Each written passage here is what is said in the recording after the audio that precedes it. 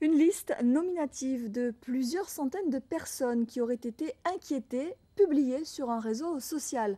L'auteur de cette liste, Yanis Malael, un ancien animateur sur une télévision privée, est parvenu à se procurer cette liste avec l'indication précise des délits et il l'a rendue publique sur son profil Facebook. 3 avocats ont décidé de porter plainte. Les précisions de Philippe Chanlot, Yasmina Yakou et Bruno Panciovillon. Selon les 3 avocats, le bâtonnier Roland Heslin, Sarah Aristide et Evita Chevry, la publication d'une liste de personnes qui auraient été condamnées ainsi que les délits supposés avoir été commis soulève de très nombreuses questions. Des interrogations notamment sur la source même des informations divulguées par Yanis Malael. Nous nous interrogeons. Comment se fait-il que les condamnations qu'il ait en sa possession ne semblent provenir que du tribunal correctionnel de Pointe-à-Pitre sur une période relativement récente? Mieux, il y a le nom de personnes qui sont soit passées devant le tribunal ou soit ont fait l'objet de non-lieux et qui figurent sur cette liste de personnes condamnées, alors même que les condamnations prononcées par les tribunaux de Basse-Terre et la cour d'assises de Basse-Terre ne figurent pas sur cette liste. Yanis Malael prétend avoir eu l'aval du procureur de la République de Pointe-à-Pitre, qu'il présente par ailleurs sur son Facebook comme un super pote. Le représentant du parquet pointois, quoi qu'il en soit, faisait récemment état de la gravité des faits. C'est un délit qui entraîne une peine d'emprisonnement qui peut aller jusqu'à 5 ans. Donc vous voyez que c'est quand même quelque chose qui est important. Donc cette personne est dans la totale illégalité. J'ai d'ailleurs, dès que j'ai été informé de l'existence de ce fichier, ouvert une enquête judiciaire de délit flagrant. J'ai confié cette enquête à la direction interrégionale de la police judiciaire et cette enquête est en cours actuellement. D'après les articles L226 et alinéa 19 et suivants du Code pénal, le fait de mettre ou de conserver en mémoire informatisée des données à caractère personnel concernant des infractions, des condamnations ou des mesures de sûreté, mais aussi de les traiter et de les transmettre, est puni et de 5 ans d'emprisonnement. Des articles de loi que Yanis Malael n'aura aucun mal à comprendre, lui qui se prétendait journaliste juridique. Affaire à suivre donc. La justice devra informer les chefs d'établissement scolaire si un élève est sous contrôle judiciaire pour un crime ou un délit violent ou à nature sexuelle. Voilà ce que prévoit l'amendement soumis par le gouvernement et adopté ce jeudi à l'Assemblée nationale. Une proposition en réponse à la tragédie dont a été victime la jeune Agnès en novembre dernier dans l'Hexagone.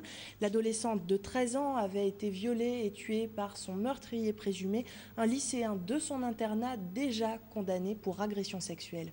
Caril Chassol. Un amendement pour permettre une meilleure communication entre justice et établissements scolaires. Avec ce texte, adopté aujourd'hui au Palais Bourbon par les députés, le gouvernement a mis l'accent sur le partage d'informations qui peut, selon le ministre de la Justice, se révéler indispensable pour prévenir une éventuelle récidive. Le drame de la jeune Agnès, qui aurait été tuée en Haute-Loire dans l'Hexagone par un jeune récidiviste, est à l'origine de cet amendement. Au moment des faits, le proviseur de l'établissement où étaient scolarisés les deux jeunes avait assuré ne pas être au courant de la précédente mise en examen du meurtrier présumé en 2010. Avec ce texte, la justice devra informer les responsables des établissements scolaires et l'autorité académique si l'un des élèves scolarisés est placé sous contrôle judiciaire pour un crime ou un délit violent ou de nature sexuelle. Ces mêmes dispositions concerneront aussi les personnes condamnées et placées sous le contrôle du juge d'application des peines. Dans le même temps, un autre amendement a été voté. Il prévoit le partage d'informations entre la justice et les médecins ou psychologues suivant des personnes poursuivies ou condamnées pour des crimes ou délits violents ou de nature sexuelle et soumises à une obligation de soins. Ces textes ont été adoptés dans le cadre du projet de loi de programmation relatif à l'exécution des peines.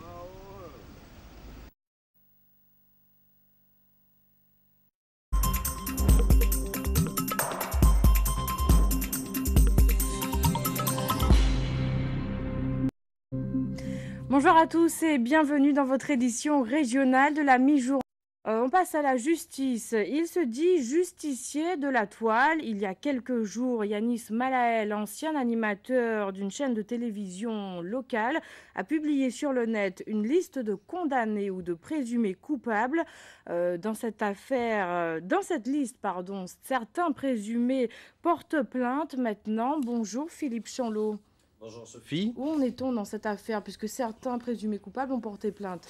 Alors, c'est très logiquement que cette affaire est en train de prendre un tour judiciaire. 3 avocats, le bâtonnier Roland Heslin, Sarah Aristide et Evita Chevry, ont en effet décidé de s'en saisir. Selon eux, la publication d'une telle liste de personnes qui auraient été condamnées, ainsi que les délits qui sont supposés avoir été commis, soulève de très nombreuses questions. Bien entendu sur la légalité de la démarche elle-même de Yanis Malael, mais aussi sur la source des informations ainsi divulguées. Écoutons Sarah Aristide. Alors, maître Sarah Aristide, que nous n'avons pas en ce moment, mais qui en tout cas soulève de très nombreuses questions, nous le disions, sur la source même des informations qui ont été divulguées. Comment Yanis Malael a-t-il eu connaissance de cette liste? Quelle aide a-t-il reçu pour ainsi avoir ces informations?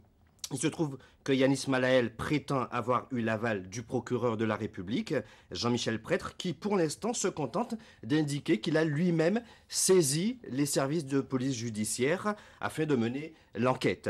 De l'avis des avocats dans cette affaire, il ne peut pas seulement s'agir d'une question de divulgation par négligence ou imprudence, mais de faits bien plus graves qui peuvent valoir jusqu'à 5 ans de prison. Écoutez, écoutons maintenant Sarah Aristide. Nous nous interrogeons. Comment se fait-il que les condamnations qu'il ait en sa possession ne semblent provenir que du tribunal correctionnel de Pointe-à-Pitre sur une période relativement récente? Mieux, il y a le nom de personnes qui sont soit passées devant ce tribunal ou soit ont fait l'objet de non-lieux et qui figurent sur cette liste de personnes condamnées, alors même que les condamnations prononcées par les tribunaux correctionnels de Basse-Terre et la cour d'assises de Basse-Terre ne figurent pas sur cette liste.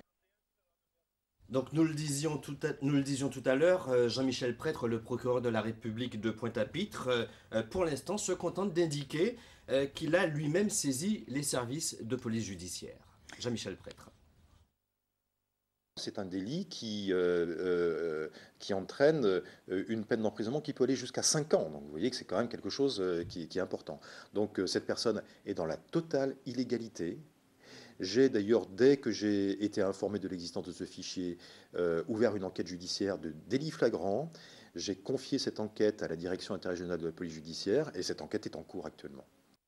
Donc une enquête qui est menée par les services de police judiciaire et qui certainement révélera d'où viennent les informations ainsi divulguées. Merci Philippe Chanlot pour toutes ces précisions. Plus de détails dans notre édition de 19h30.